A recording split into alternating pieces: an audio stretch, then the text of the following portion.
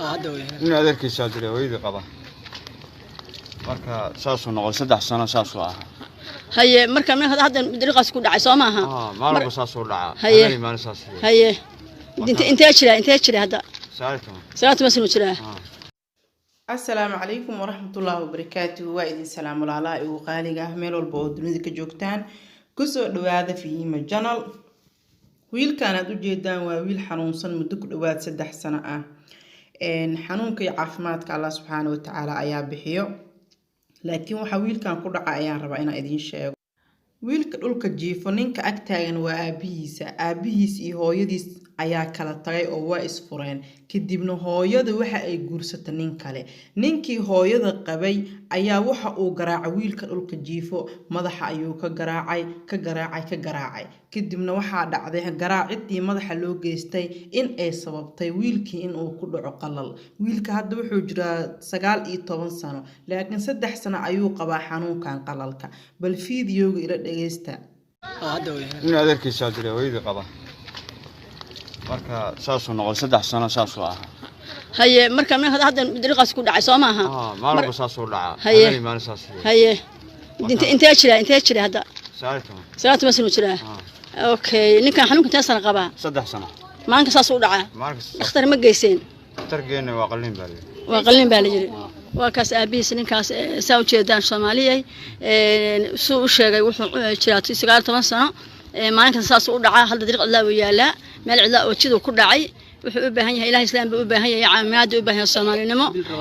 xabiib faarax oo ku meeshan gareynaya insha Allah fiidiyowga waa wiil dhalinyaro caafimaad buu u baahan yahay mustaqbal u baahan yahay dhalinyaro aabihiis waa ka ku shilma haysto dhakhtar ku geeyo xataa wuxuu leeyahay lacag uu farmasho ku geeyo ama uu dhakhtar dalka kula xiriyo ama dibadda midna ma haysto marka waxaan rajaynaynaa fiidiyowgan share gareysaan waxaan rabaa insha Allah in aragtaan ninkaas waa u jeedaan sida madax u ruxayo sida Ilaahay leeyahay ma aragtaan waa aad iyo aad u xanuunsan wuxuu u baahan yahay caawimaad Soomaalinimo islaamnimo iyo muslimnimo u baahan yahay cid aragti fiidiyowgan share gareyso fadlan dariiq laba hada yaal waad u jeedaan walaalayaal sida uu xanuunsan yahay wiilkan yar muddo ku dhawaad 3 sano halkii ay dhibaatada ka soo gaartayna ay tahay adeerkiis oo madaxa ka garaacay Ilaahay ha caafiyo wax wanaagsan ma aha in awlaadda la garaaco tan labaad hooyooyinka ayaan rabaa inaan wax yar u sheego sidoo kale gabar Soomaaliyeed qiso yar oo ku dhacday ayaan rabaa inaan idin soo koobo qisada inta aan idin sheegin kor hooyooyinka ayaa raba in wax yar u sheego oo ah ninka iyo naagta marka ay kala tagaan badanaa hooyooyinka ayaa soo korsaday caruurtooda marka waxaad arkaysaa hooyo ayada oo 7 caruur ama 8 caruur haysato ninkeedii furay oo nin kale guursanayso sooma qurux badnaa lahayn hooyada maadaama caruur haysato in ciyaalkeeda ay dhaxda u xirato waayo ninka aad guursanayso hooyo waxaad ogaataa in uu adiga nafsadaada rabo ee caruurta aad hore u wadato uusan rabinin maxaa imaanaya caruurtaada in uu ninkii dhibsado in uu garaaco sida wiilkan hadda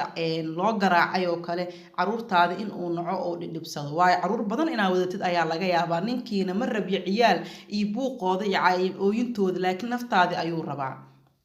gabar aniga waxaan arkay 4 ciyaal oo yar ayada oo wadato ayuu ninkeedii furay qurbahana way ku cusbeeda luqadana saas uma garanaynin kadib ninkeedii markuu furay 3 bil kadib nin kale oo wadan kale degan ayay guursatay uur ayay isla markii qaaday 4 ciyaal oo yarna u joogtaa luqadiina ma taqaan wax caawinayana ma laha ninka ay guursatayna ma caawin kareen waqtigaas oo wadan kale ayuu deganaa ayada ma jaban masanimankii ay kasoo tagta ayaa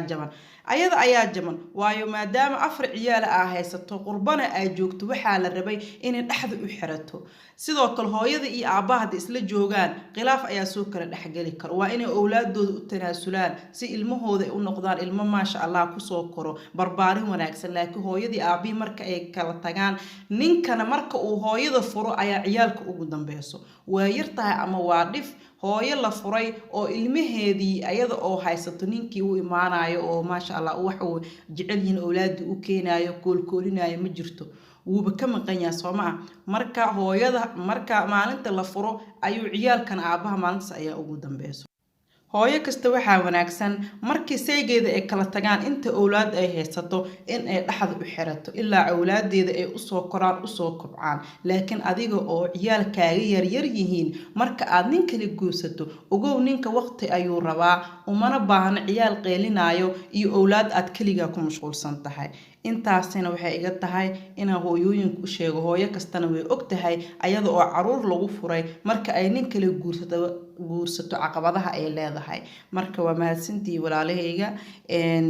fiidiyogan aan arkay dhowr maalmood ka hor ayaan aad uga xumaaday waana wax mar walba dhaco adeerka hooyada qaba ama ninka hooyada guursaday in uu ciyaalkii hore u haysato uu garaaco ama dhibaato u geysto markii ugu horeysay aan maqalna ma aha waad mahadsantihiin haddaa cusubtaa fadlan janalka subscribe saar sidaas iyo nabadgelyo fiidiyogan fiidiyo xigo intaa ku kulmayno assalaamu calaykum waraxmatullaahi wabarakaatu